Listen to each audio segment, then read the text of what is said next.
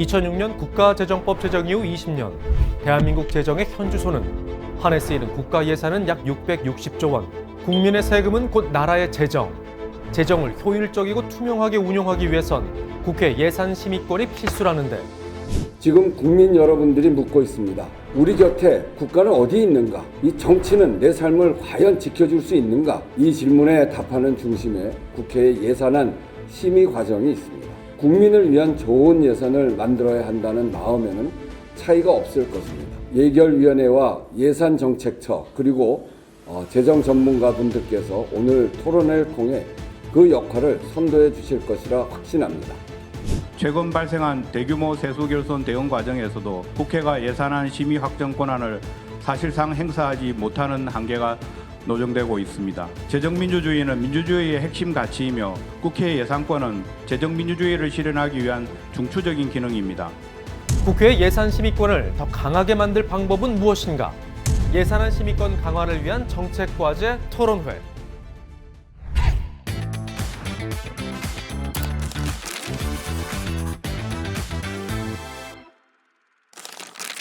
안녕하세요. 아나운서 김정근입니다. 국회 예산안과 결산 심의에 있어서 핵심적인 역할을 수행하는 기관은 어딜까요? 바로 국회 예산결산특별위원회입니다. 이번 국회 예산결산특별위원회에서는 국회 예산정책처와 공동주최로 국회 예산안 심의권 강화를 위한 정책과제 토론회를 열었습니다.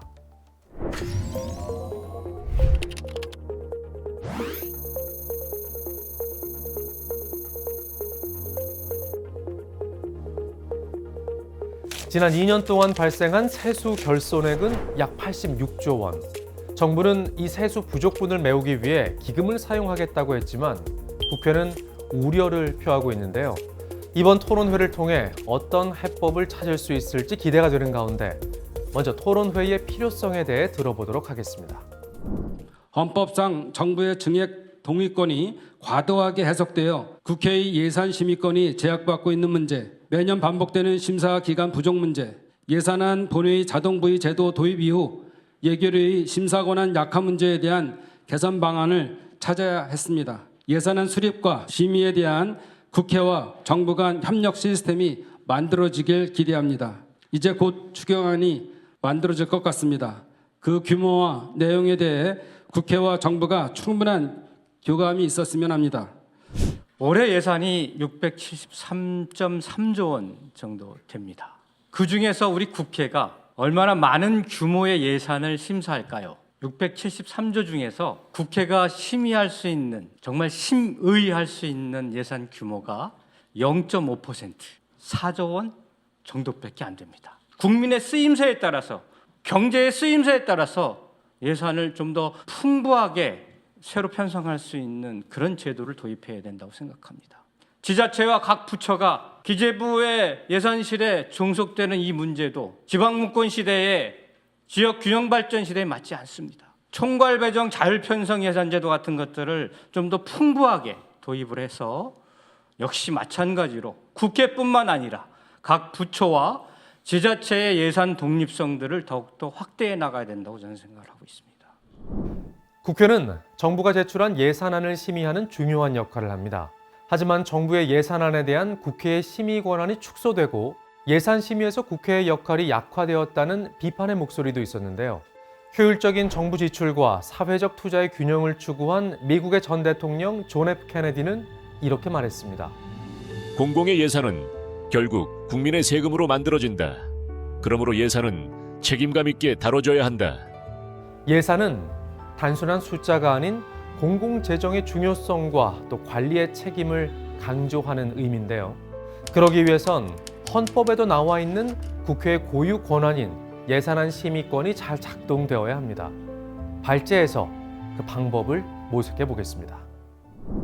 예산에 대해서 국회가 좀 더 옛날보다 앞으로는 더 잘 감독할 수 있게 하는 것이 이제 중요하다고 생각이 되는데요. 중요한 것은 예산을 편성하는 건 행정부고 심의하고 승인하고 확정하는 것은 이제 국회 임무라는 것입니다. 현재 의회가 국회가 우리나라에서는 예산의 총량이라든지 예산의 큰 방향에 대한 의견을 행정부에 개진할 기회가 존재하지 않는다는 것이죠. 그렇기 때문에 국회 사전예산제도라는 제도를 도입을 통해서 예산 총량에 대해서 어떻게 생각하고 있고 또 큰 방향을 어떻게 정하는 것이 좋겠다라는 의견을 개진할 기회가 반드시 있어야 된다는 측면이 있고요. 현재보다는 더 적극적으로 인정하는 방법으로서 그 하위 단위인 세항과 세세항에 대해서는 국회 예산심사에서 항의 금액 범위 내에서 감액한 예산을 가지고 자율적으로 조정할 수 있는 권한을 인정하는 방법으로 볼 수 있겠습니다.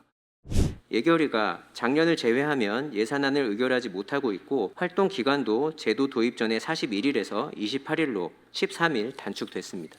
또한 자동 부의 이후 본회의 심의 절차에 대한 제도화가 부족한 측면도 있습니다. 따라서 예산안 조기 제출의 취지를 고려해서 예산을 조기 심의해서 예결위가 충분히 활동할 시간을 확보하는 한편 자동 부의 이후 절차를 제도화할 필요도 있다고 생각합니다. 세수 결손 문제가 최근 두드러지고 있습니다. 2023년 56.4조, 2024년은 30.8조입니다.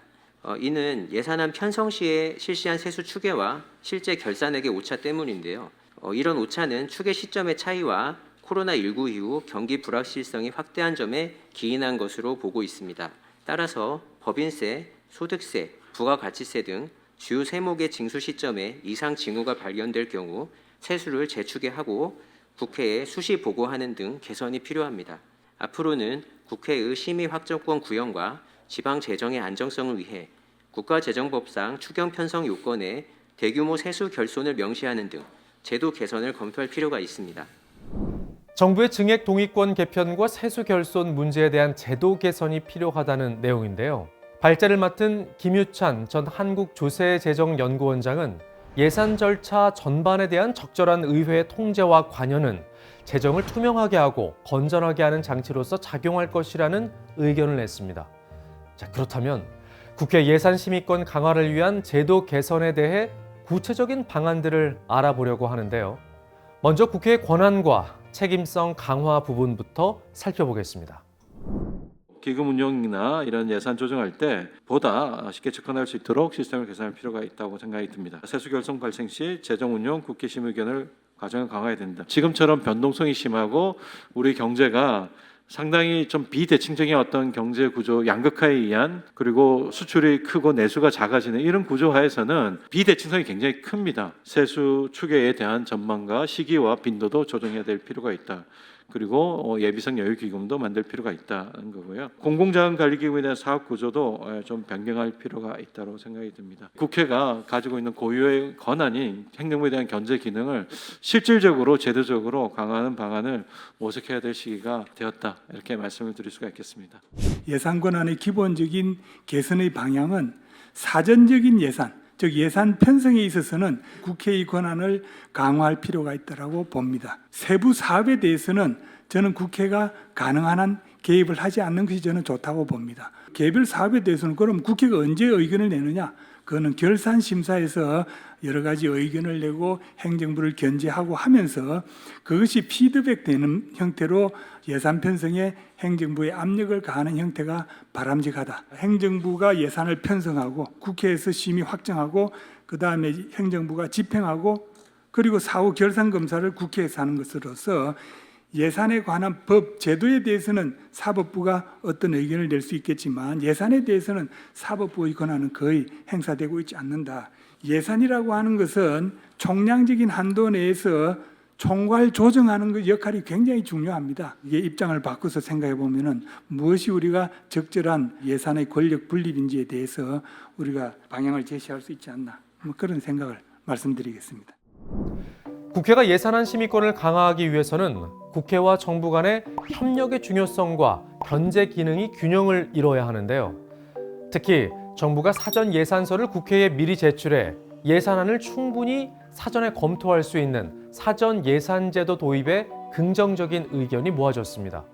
또한 예산 심의에 있어 효율성과 공정성을 강조하며 사회적으로 필요에 맞는 예산 배분에 대한 제도 마련을 제안했습니다. 예산안 편성은 행정부의 책임이라고 헌법에 나와 있습니다. 이것은 행정부가 정책을 효율적으로 집행하기 위한 중요한 과정입니다. 너무 세부적인 정부 제출이 행정부의 효율성을 저해할 수도 있기 때문에 국회와 행정부 간의 협의와 소통을 통해서 균형을 맞추는 것이 매우 중요하다라고 생각이 됩니다. 그 다음 예비비 사용을 분기별로 국회에 보고하는 것과 관련된 내용입니다. 예비비는 그야말로 비상금 성격이기 때문에 이와 관련된 정보의 제공과 감시는 또한 중요한 문제입니다. 예비비의 투명성 정대와 국회 예산 감시 역할을 강화한다는 측면과 행정부의 유연성을 침해할 그런 가능성이 있다라는 측면, 이 두 가지를 반드시 고려해 볼 필요가 있다라고 생각이 됩니다. 국회 예산안 심의 절차와 관련된 내용인데 이 부분은 국회의 생산성 제고하고 직결된 문제이죠. 생산성 제고는 예산안 심의의 효율성과 투명성을 높이기 위한 것으로 절차를 줄이거나 전문성을 강화하거나 국민 참여 확대 등 여러 부분에서 논의가 집중이 되는 것 같습니다. 그 다음에 행정부와 입법부가 세수 추계를 할 때 서로 공조하고요. 그렇게 공조를 한다면 아마 지금보다 정확도가 더 제고되지 않겠나 싶습니다. 지난 굉장히 10년 동안 신뢰도가 굉장히 낮은 기관으로서 평가를 받아왔던 점을 고려를 한다면 이러한 이제 성과 정보를 단순히 제공하는 것뿐만 아니라 관련된 거버넌스를 설계를 해야 되지 않을까 저는 생각이 됩니다. 두 번째 제가 말씀드리고 싶은 점은 재정 권한 설계에 관한 겁니다. 예산 과정에서 이해관계자 간의 적절한 권한 배분은 지속 가능한 재정을 위한 굉장히 필수적인 요소라고 생각이 됩니다. 지금 현재 우리나라의 정치 제도와 경제 제도와의 정합성이 얼만큼 잘 맞는지에 대해서 조금 심각한 고민이 필요하지 않을까라고 생각이 됩니다. 마지막으로 이제 제가 말씀드리고 싶은 것은 예산의 이제 칸막이 효과입니다. 예산의 봉토 현상으로 인해서 굉장히 지적되고 있는 것이 바로 비효율적인 재원 배분인데요. 국회의 관심이 조금 더 지속된다면 조금 더 바람직하고 효율적인 그런 재정 운영 거버넌스가 만들 수 있지 않을까. 이번 토론회에서는 국회가 예산안을 공정성 있게 심의하고 효율적인 재정을 운영하기 위한 권한 강화를 위해 다양한 정책 마련과 입법 과제가 논의된 것 같은데요. 이를 통해 정부의 재정 운용에 대한 국민의 신뢰를 높이는 건 역시 중요한 과제일 것입니다. 앞으로 남은 과제에 대한 마지막 메시지 함께 들어보실까요? 지금 예산안 심의권 제도 이런 것을 얘기할 때도 결국은 우리 국민 중심으로 한번 생각해봐야 되지 않을까? 감성도 있지만 이성에 의한 이런 좀 심사를 해야 되지 않을까 그런 생각도 듭니다. 예산안 심의권 강화를 왜 하느냐라고 하면 어떻게 보면 재정민주주의를 실현을 위해서 결국 예산안 심의권 강화가 돼야 되지 않느냐 이런 논리로 가야 될 것 같습니다. 저희가 제도나 룰을 아무리 잘 만들어도 그거 실행하는 것은 참 어려운 것 같습니다. 저희가 어떻게 제도를 잘 만드냐도 고민해보고 어떻게 제도를 잘 운영할 것인가에서도 좀 고민을 해서 국민 중심의 이런 예산 제도, 정책 제도가 만들었으면 좋겠습니다.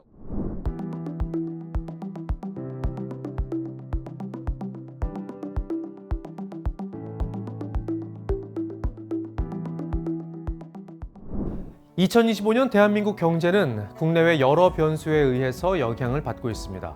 코로나19 팬데믹 이후 회복세를 보였지만 여전히 글로벌 경제의 불확실성과 내부적인 경제 구조 변화 등 다양한 도전 과제가 존재하고 있는데요. 국회 예산안 심의권 강화 정책 과제 개선을 통해 예산안 심사 제도의 정립과 예산안 심의의 투명성과 책임성이 현 재정에 잘 반영돼 경제 회복의 지름길이 되는 계기가 되길 기대해 봅니다.